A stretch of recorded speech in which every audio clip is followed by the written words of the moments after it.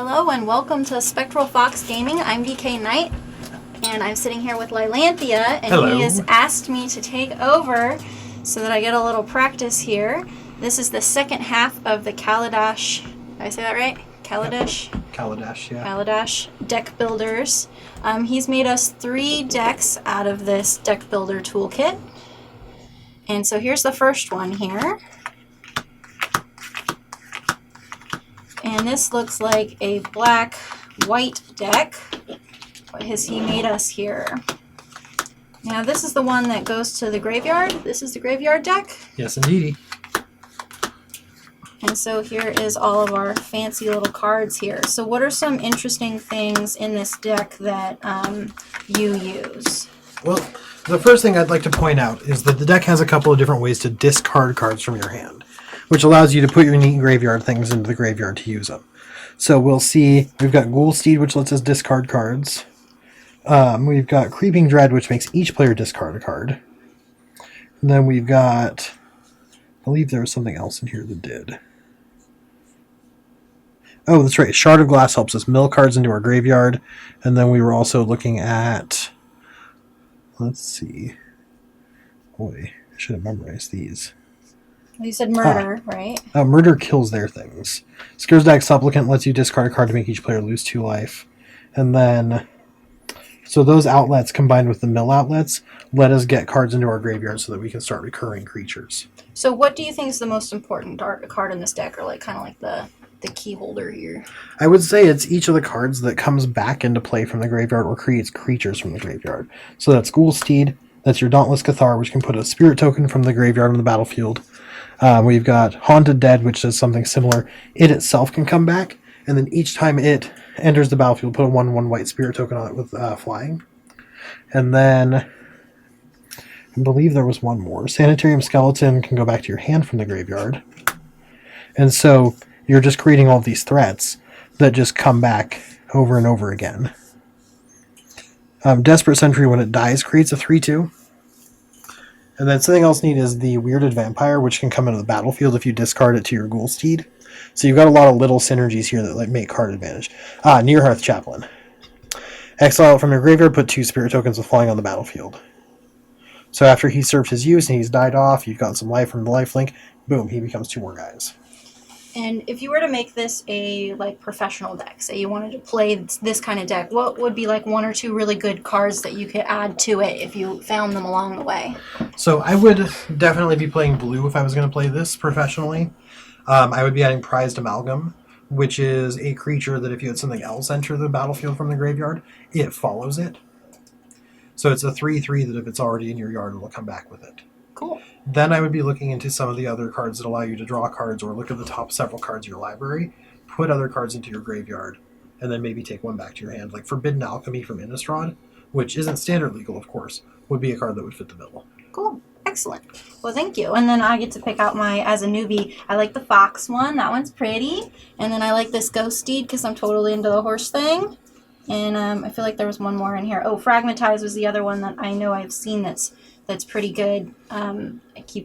I've been told to keep those on the side whenever I see them, to keep them because they're very useful.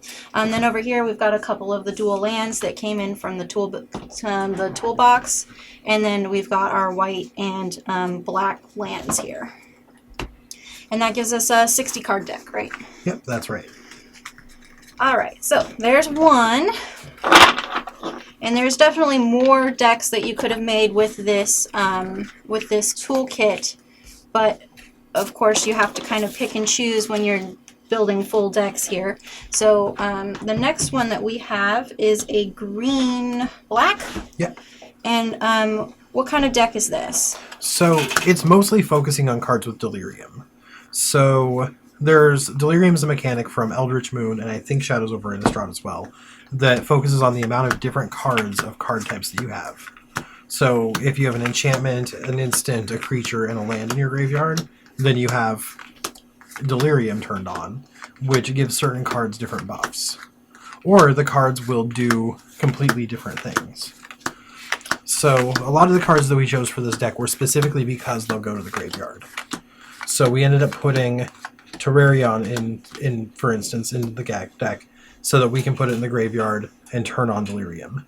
We're also looking at cards like Grapple the Past, put the top 3 cards of your library into your graveyard, then you may return a creature or land card from your graveyard to your hand. Now, Green-Black Delirium is possibly the best deck in Standard right now. So this is giving you kind of a jumping off point. You get to see Gnarlwood Dryad, which is a 1/1 that becomes a 3/3 Death Touch with Delirium. Then you've got something like Morn Willow here, which becomes a 3/2 that can't be blocked by creatures with power 2 or less and has haste when you have Delirium turned on. Additionally, there is the Moldgraph Scavenger, which in Pauper we call him Mini Goyf because he becomes a 3/4 for 2 mana as long as you have Delirium. So to synergize with that, we're seeing Murder, which is an instant. Rush of Vitality is an instant. We're running a couple of auras like Oaken Form and Boon of Emrakul, hoping to get those in the graveyard. We're seeing Terrarion and Explosive Apparatus to get artifacts in your graveyard, and Key to the City so you can strategically discard cards to get your Delirium count up. And what are the key players in this deck? I would say really any card that has Delirium is what we're going for, trying to get it turned on. Something that we added from the Deck Builder's Toolkit that's in Standard, and a lot of players see it because it's only in the Deck Builder's Toolkit, is Soul of the Harvest. So he gives you what we like to call gas, which is the fuel that you need to win.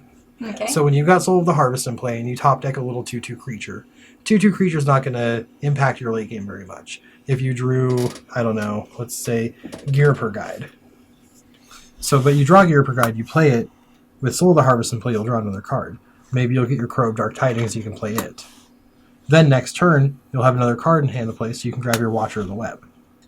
So you'll keep drawing cards with Soul of the Harvest as long as you're playing creatures. Cool. So yeah, as long as you have, so if you have a whole bunch of like little tiny creatures, you can put them out, and then this one grabs a big one, right? Yep, it draws you a card each time. Okay, cool. So that's what I use in my Elves deck, is effects that make it so when I play a creature, I draw a card. And Soul of the Harvest fits that ticket very well here.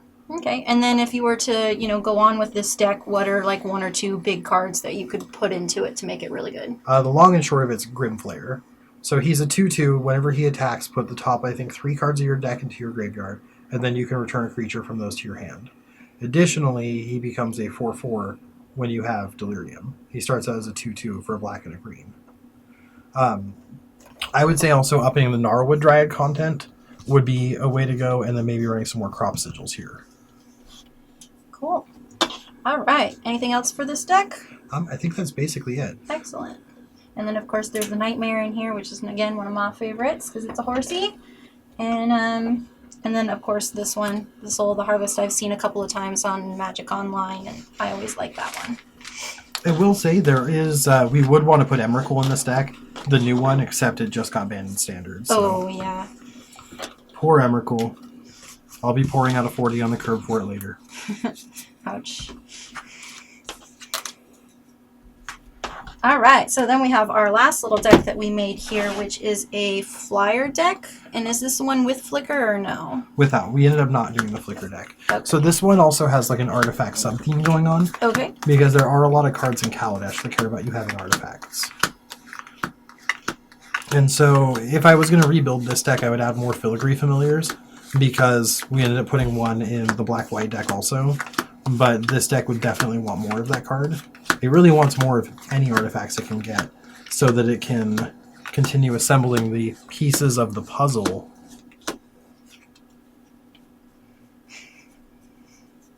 Very witty. And continuing its game plan.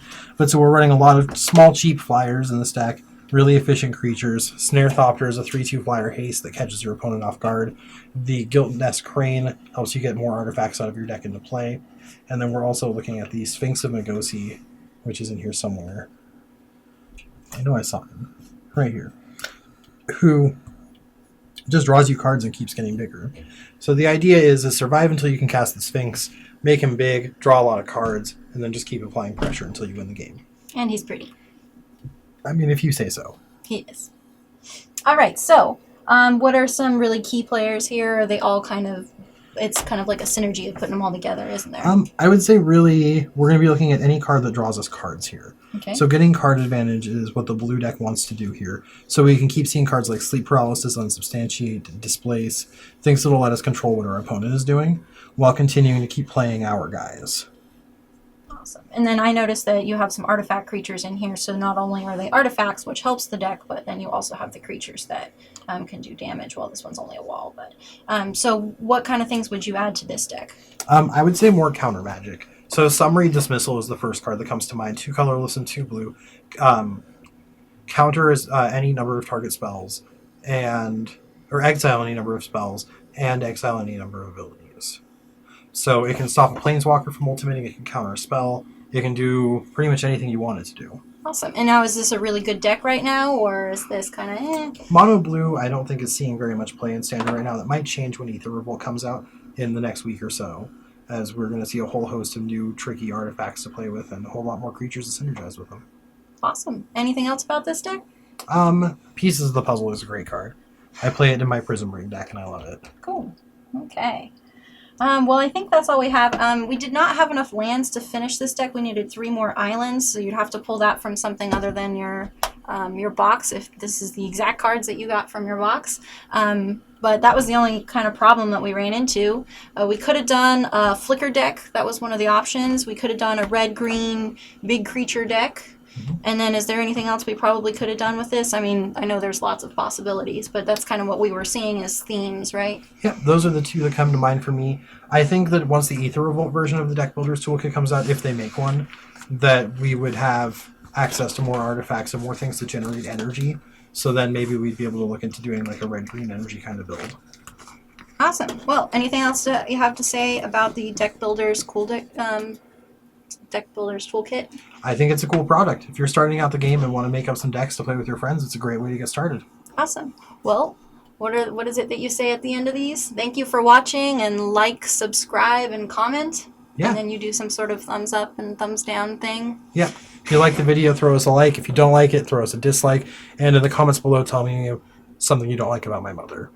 Thanks for watching. Throw us a sub if you want to see more of our content. And as always, we love shares on the social media. Have a great night, and thank you.